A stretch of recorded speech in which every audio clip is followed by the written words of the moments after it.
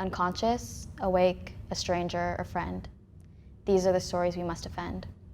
Far too often, we make excuses for these offenders, but anytime you force sexual activity, you are a contender.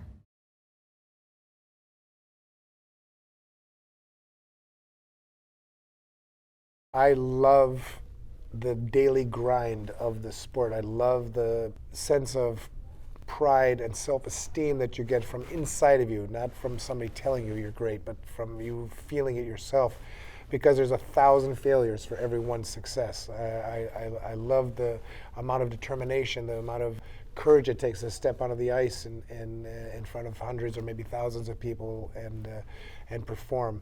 I just love everything about it.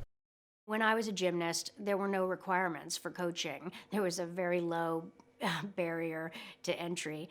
The coaches came and went. We had many, many coaches throughout my career, and some were as young as 19. So when you have a 19-year-old male who's in charge of a team of girls aging 9 to 14, and you're spending so much time with them, it's potential for abuse, and it's a potential for really a lot of grooming. So the grooming techniques that a pedophile uses or a sex offender uses, it's a perfect opportunity.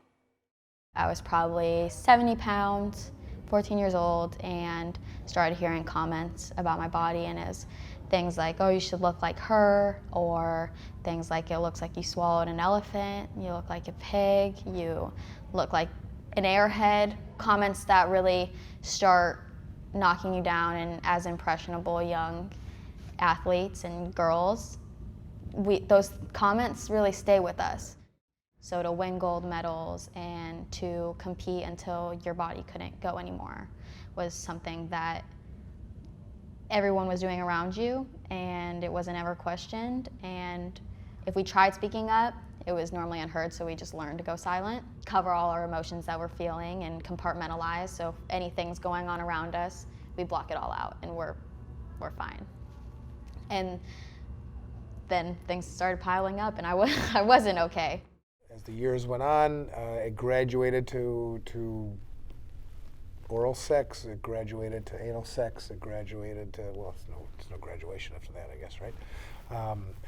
But the abuse then occurred hundreds of times at competitions, in his office, in his car, in his house, we'd go to bars together from the time I was 16 and get drunk and do whatever it is on that spectrum. Looking back, people have come up to me and said, oh, it must have been this coach.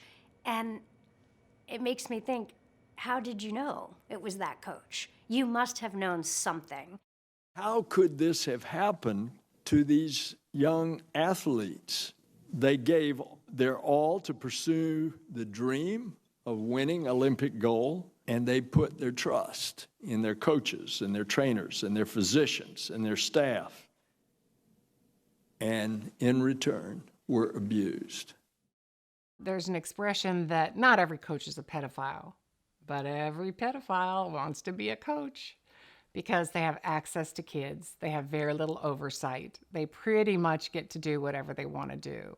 When one looks at the number of elite coaches who have been caught and in some cases disciplined for engaging in this sort of predatory behavior, you realize that the young elite female athletic population is a kind of a sexual candy store for a lot of people. Former gymnastics doctor Larry Nassar was sentenced to life in prison yesterday. But as the hearing ended, the judge and a number of women who testified said it is crucial now to focus on what needs to change moving forward. There are a lot of people that think that the Larry Nassar situation just had to do with him. And if you get rid of him and the people that enabled him, the people that actually knew, then the whole system is fine. And that's not true. The system enabled somebody to be able to keep athletes quiet, made them subservient and obedient. And that's what needs to change, to have it be an organization that actually represents the interests of athletes.